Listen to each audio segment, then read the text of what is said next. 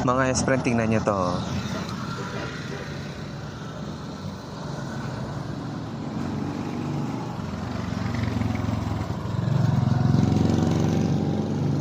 O, diba?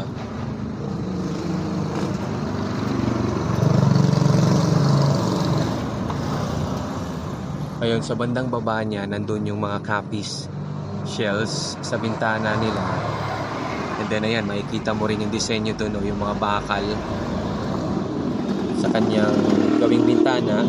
Pero yung sa gawing taas, mga S-friend, wait lang, ayan, wooden yung bintana niya, di ba?